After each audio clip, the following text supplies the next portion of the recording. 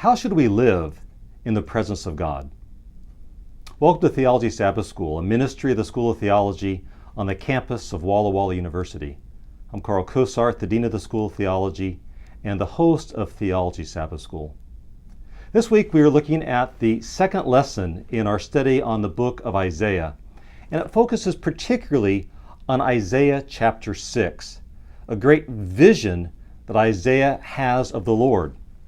And to help me with this week's lesson, I've invited my friend and colleague, Dr. Mathilde Frey, whose specialty is in the Old Testament, to join us here at Theology Sabbath School. So Dr. Frey, welcome to Theology Sabbath School, and let's go ahead and just jump right into our conversation today. Well, we are looking at this vision of Isaiah, and our leading question was, how do we live in the presence of God?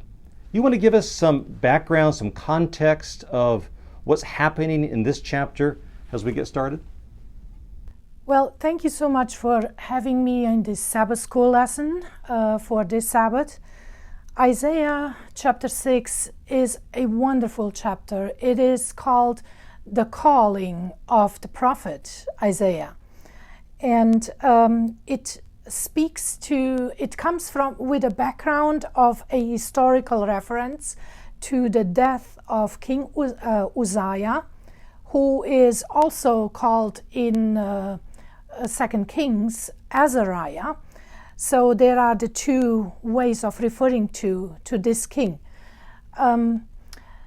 This king was an extremely successful ruler in terms of the things that he was able to accomplish. It seems, based on the text and also on evidence from other literature outside of the Bible, that it is a period where Israel and Judah especially did economically very well. So King Uzziah rules for a long time. For a period of time, he is a co-regent with his father, and then he rules by himself for a number of years, and his total government is for 52 years. That is a long time for a king in Judah, and he is doing very well until we come to that historical reference in 2 Kings and 14 and 15 and in 2 Chronicles chapter 26, where it says that his heart grew tall, grew great, big, and he enters into the temple and he attempts to offer incense on the altar of incense, which is in the holy place. And the high priest, together with a great number of priests, 80 it says there, come and stand against him and ask him to stop, to leave, and to not do that, because this is not a king's task. Uzziah becomes extremely agitated, and he starts to revolt against the priests. And suddenly, 2 Chronicles 26 says that he becomes a leper. Leprosy broke out on his forehead, and everybody is terrified. Just imagine a king inside the temple in Jerusalem with leprosy, a leprous king in the temple. And so the priests are terrified by that sight, and they try to usher him out. And even he himself, says the story in 2 Chronicles, he tried to hurry to get out of that holy place. So he lives for a good number of years, actually. It is not that short. It is for about 10 or 11 years afterwards. He lives as a leper, separated from the palace in his own house. And even when he dies, he is buried in a grave by himself, separate from in the same graveyard, but he is still shown that he is in a different place.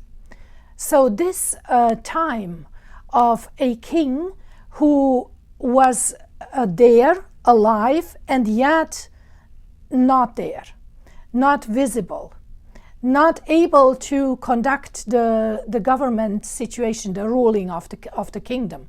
And so his son Jotham steps in as a co-regent with the leprous father. So this is the background to Isaiah's history. Uzziah, who is also a priest in the temple, who is of that priestly family, and very possibly even something like a biographer of this king's life. Because in 2 Chronicles 26, it says that everything that is told in addition to that record in 2 Chronicles is told by the prophet Isaiah. So he would be the writer for the king's life story, in other ways. And he records that. He's actually somebody who is well acquainted with this king, who knows what has happened to him, who knows his life before and his successes, and now how he ends up to be this king living separately as a leper separated from his people. So he dies, and we are in around the time of 740, 739 BC, when the date of this death is given by historians.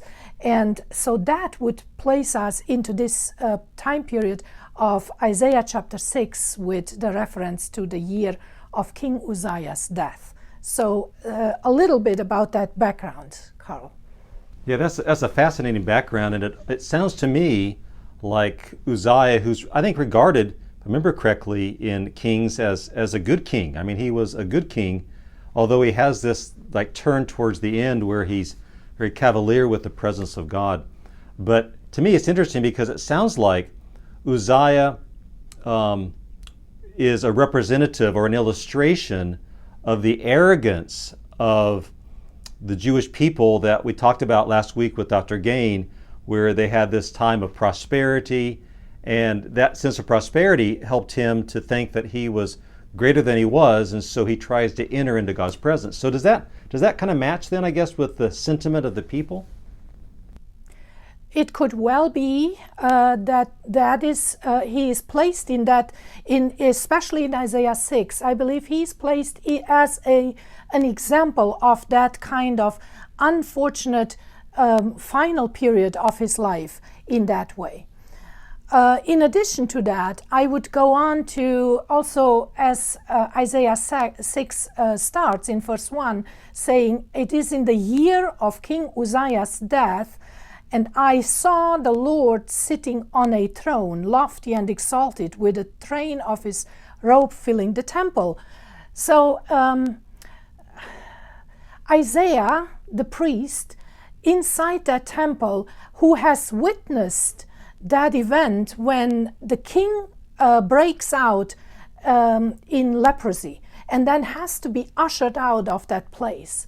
And now Isaiah is in that very same place and watches here a vision that goes beyond what happened at the time, about 10 years earlier. And now the Lord, God, the King of the universe, takes over.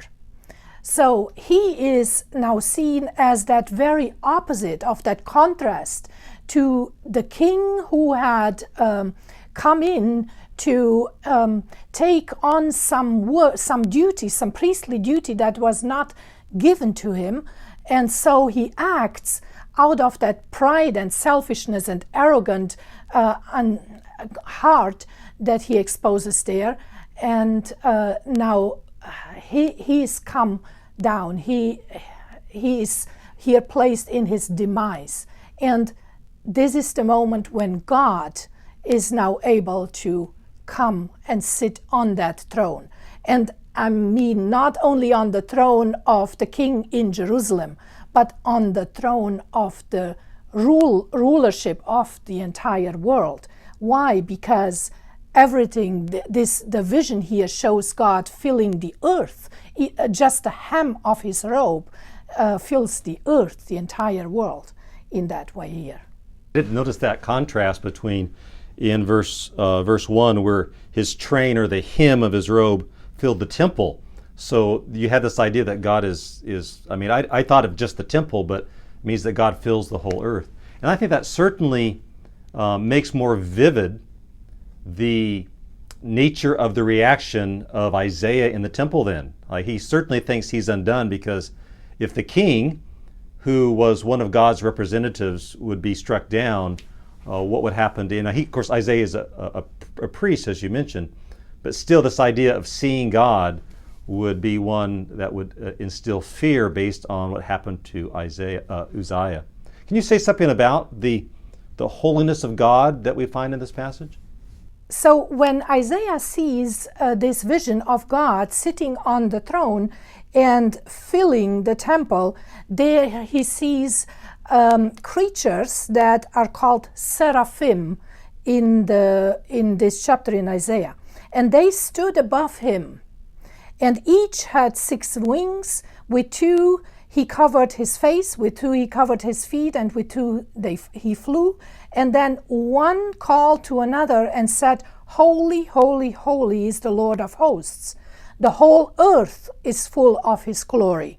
So this is the antiphonal song that we see here exclaimed again and again, very similar to those creatures that we have in the book of Revelation, in chapter 4, in chapter 5, where they break out in praise to God who is on his throne. And here we see a similar vision as that of Revelation chapter 4, for example. The holiness of God is here emphasized. The number 3, it is repeated 3 times. And in other ways, this entire chapter reflects that. The number 3 is used here in this chapter in Isaiah as an indication of emphasis, of fullness. In that sense, everything that is repeated 3 times is made full and whole. And so God is here regarded as the holy God. His holiness fills the earth. This aspect of holiness goes back to the earliest texts in the Bible, in Genesis chapter 1, where we see God also appearing at the end of the creation story in that context of the holiness. He is the one who sanctifies that final part of creation with the 7th day, because he himself, God, is the holy God. He enters with his holiness into this created world. And in a similar way, here the seraphim call out, "Holy, holy is the Lord of hosts. The whole earth is filled with his glory." Holiness is something in the Old Testament that is the Hebrew word kadosh, which its basic meaning is something like to be separate, to be different. And that very contrast seems to me comes across here in Isaiah 6 especially, because it is placed in opposition or in contrast to Uzziah's leprosy. You see, in the leper that we meet in the Gospels, when we read the stories of Jesus in the Gospels, they are out there outside of their community in the fields. They cannot be with their families and with their people. They have to leave. This goes back to the laws that we read about lepers or people who have this outbreak on their skin, this kind of skin disease. And these laws are recorded in Leviticus chapter 13 and 14. And the leper would have to come before the priest. So the leper is dependent on the priest to examine this skin disease and then to like check it again and again. So the leper has to come to the priest. The king, King Uzziah, took on the priestly work instead of recognizing himself as someone who was dependent on the work of the priest.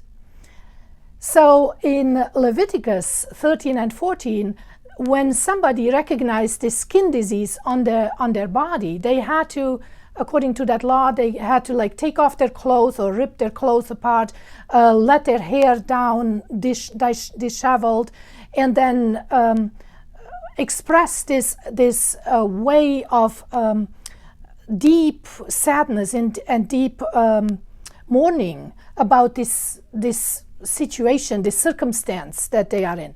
And then the leper was to go before the priest, and the priest had to examine his skin. And would send then the leper back home and say, look, check it, and come back after 7 days.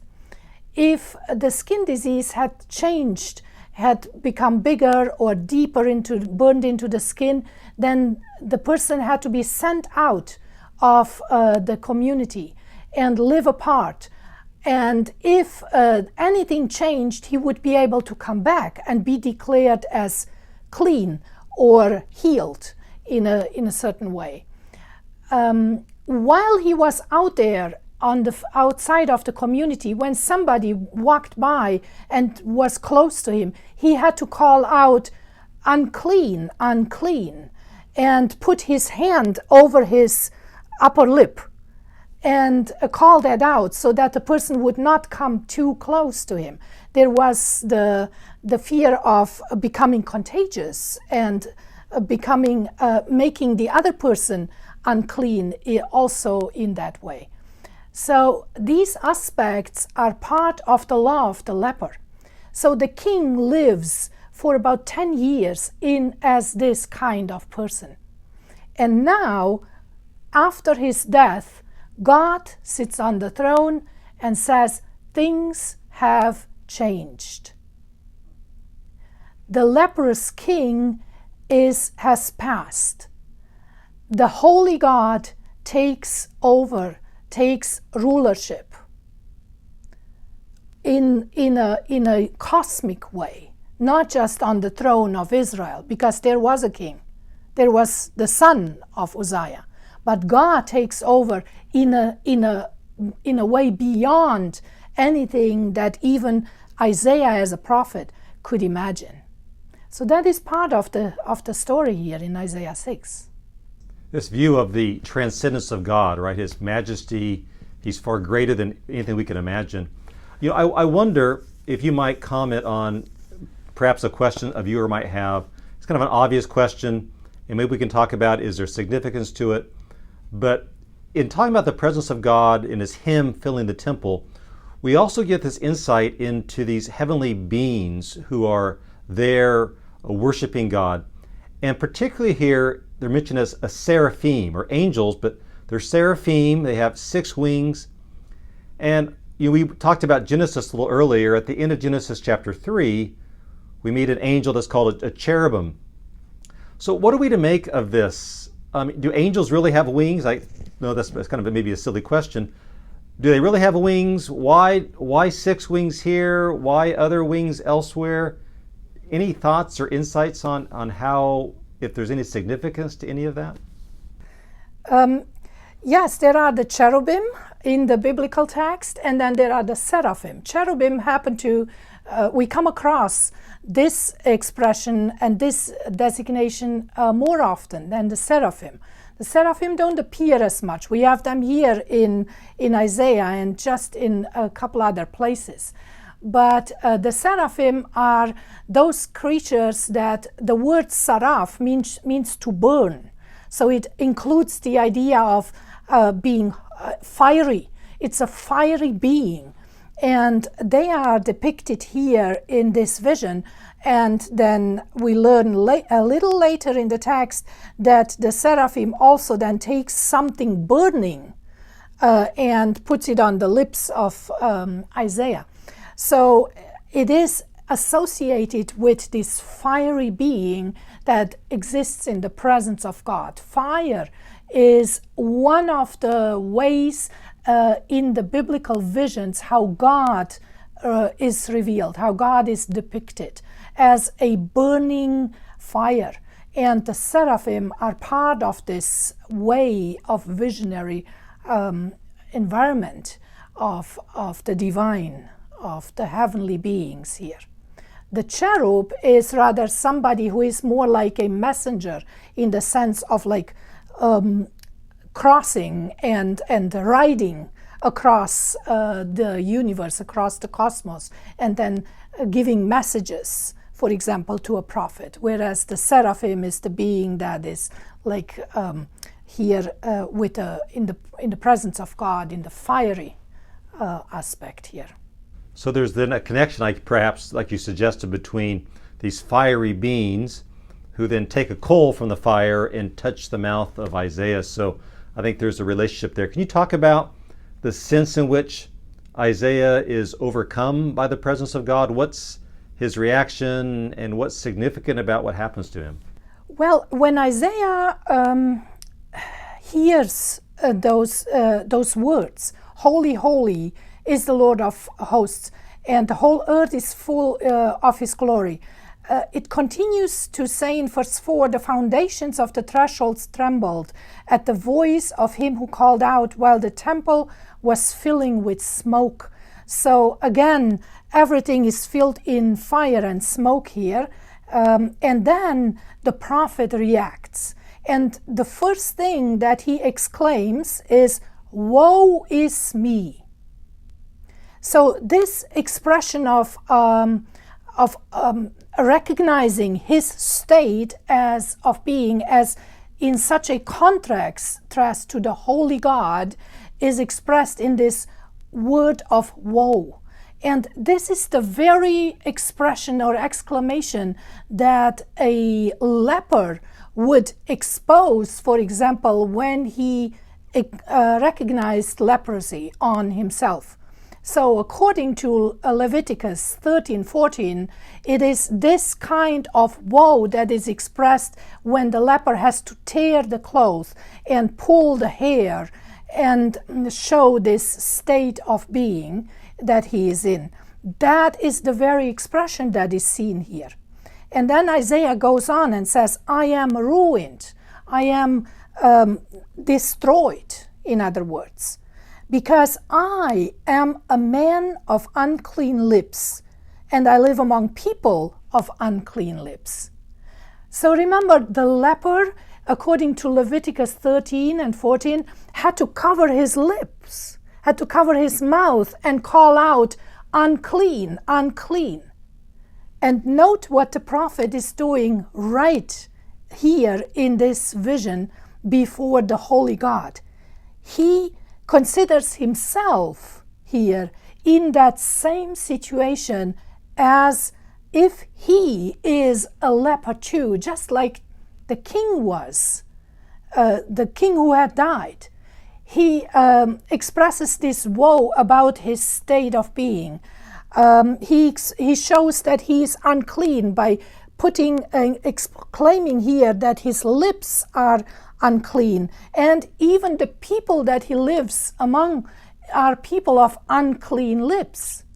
They, in other words, while the leprous king had died, in the presence of the holy God, Isaiah recognizes himself and his people as not really different from that leprous existence. And it is expressed in this way here in the words of the prophet Isaiah. "Woe is me, I am ruined.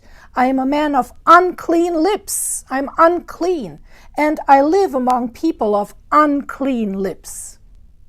And if anyone was really clean, it should have been Isaiah, because as a priest, he would have gone through the purification rituals in order to enter God's presence. So for me, the very fact that he recognizes that he's unclean stands out even more, because of all people, I mean, I can understand, the king Uzziah who went in, he wasn't purified, But the priest was someone who would have gone through those procedures, and if anyone was going to be pure, it would have been Isaiah, but he himself recognizes that he's not fit to dwell in the presence of God. Can you talk a little bit about what qualifies him? It's interesting how he's not told to go out and wash, but can you say a little something about the way he becomes qualified to live in God's presence? That was our kind of our opening question. How do we live in the presence of God? What can we gain about that question here in this passage? Well, after this recognition, Isaiah tells us that one of the seraphim flew to me with a burning coal in his hand, and which he had taken from the altar with tongs. So with a tool that needed to be used when the coals were taken from the altar of burnt offerings and then put into a bowl and then taken into the holy place and placed on the altar of incense, where the incense would rise up, the smoke of that would rise up as a pleasant aroma in the house of God. So this burning coal that is now taken from the altar of burnt offerings is not taken to the altar of incense like King Uzziah attempted to do, but now is put on the mouth, on the lips of the prophet, and touches his mouth. That is an imagery. You could go with that for the rest of the day and just try to imagine a burning coal on the lips. So again, we are in a visionary situation here in the book.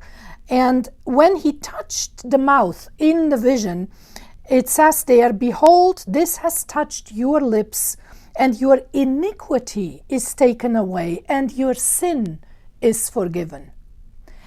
The seraphim here who touches, he does not say your leprosy is taken away, because we are not dealing with the disease of the skin. We are dealing with a disease that goes deeper, that was shown when the king Uzziah, when his heart grew, the leprosy came out. Here in the situation of Isaiah, we have the heart that needs to be changed, and the ears and the eyes. That will be the next section here in this chapter, which follows after verse 8, because that is where we learn about those three body parts: the ears that are dull, the eyes that are blind, and the heart that is heavy and fat. And so it is not sensitive, in other words, and needs to undergo a certain kind of cleansing, or even in the visionary aspect, a kind of like burning with the coal in order to be transformed. And what strikes me about that is that the cleansing that takes place is not something that Isaiah can do for himself. He's not told to go out and immerse himself or wash, but it's God who's the one who fits us to dwell in his presence, because God is the one through the angel who purifies Isaiah. So you have this whole idea, again, we see it in the New Testament, that it's God's righteousness, it's not our own, that qualifies us to enter into his presence. And to me, that's just that continuing theme that we find in the pages of Scripture. We're down to just about 5 minutes or so left. We're not quite done with the chapter. Do you want to say something about, this rather strange message that Isaiah is supposed to go out and proclaim? Well, after the voice says, "Whom shall I send and who will go?" the prophet, after he's touched with that coal, and then the iniquity and the sin are forgiven, he is ready to say, "Here I am, send me." And the sending is to the people, and the voice says, "Go and tell these people, keep listening, but do not understand. Keep looking, but do not perceive. And then we have this kind of expression that to us sounds pretty strange, and it is repeated several times in other biblical sections. Render the hearts of these people insensitive, their ears dull, their eyes dim. Otherwise, they might see with their eyes, hear with their ears, understand with their hearts, and return and be healed. So, reading this a little on the surface level feels as if God does not really give a message that the people can be transformed, but rather puts them into the place where there is no hope of returning. This is how they are, and that's where they should stay. So it is a kind of like distressing way, a distressing message. And I am surprised that in the Gospels, actually in each one of the Gospels, in Matthew, in Mark, in Luke, even in John, Jesus cites this passage from Isaiah. And he cites it always in the context when Jesus tells a parable, tells something that has as relates to how the people live their lives, like something from nature or as a story in that sense, and then gives this citation from Isaiah and says, this is how they are, and they will not understand. So what do we do with this kind of message that is even cited by Jesus in the New Testament? And I was surprised about that. Did not Jesus want his people in his time to understand what he was telling them? Did Isaiah not want? Did God did not want his people to understand? Well, I think that when we look closer into this section in Isaiah, it, on the one side, it expresses the state that the people exist in. Their hearts are dull and not understanding. Their eyes are blind. Their ears do not listen. That is how their situation is. And then the prophet is to come and tell them, look, there will be change. There is a sign. God says, ask me. It will be the very next chapter, which we will study the following week, where the prophet is to go to the next king and say, ask a sign of God. So in the rest of the book of Isaiah, Isaiah will encourage to ask God about signs. He will speak in language that is related to their lives, and yet it has a deeper and a greater message than what you see on the surface with your eyes or hear with your ears. In other words, you are challenged to dig deeper than what you see and what you hear. The prophet's message is, we cannot just stay with those things that we see and hear on the surface level. We need to dig deeper. We need to ask further. We need to understand better, greater, bigger. And even with Jesus, that is the case. When he tells parables, he wants his people, he does not just tell a nice story. The parables are not only little nice stories to be understood by everybody. They have a deep, abiding message inside them. And that is what Jesus wants us to go after. And the same is happening here in Isaiah. Yeah, I think that's exactly the case. And it seems like this is the response when, a nation does not want to follow God, that Isaiah should not be surprised, but that his preaching is not going to be received. And it's almost as if the preaching just confirms them in their hard-heartedness because they've made their decision not to follow after God. This is a fascinating passage, and we could spend a lot more time, but our time really is up already. But I wonder if we could, before we close, if you could just say a little something, we could say a little something about the so what question. I mean, we've talked about Isaiah and Uzziah, people who lived, 3,000 years ago. What's the take-home message for us? What does this say about how I should be living life now in 2021? How would you summarize that message that applies to us today? Oh, wow. That is the very question that I believe our generation today is truly after. We are in the year 2021. We have passed a year where so many things have happened, and they have given us so much to ponder about, to think about, things that we do not understand why they have come, why we live in such distressing situations and times. And so I think the message that we can take out from Isaiah is truly to understand that the way we live our lives in our small groups of people, in our families, is something that is not isolated from the great towns, cities, and the world out there.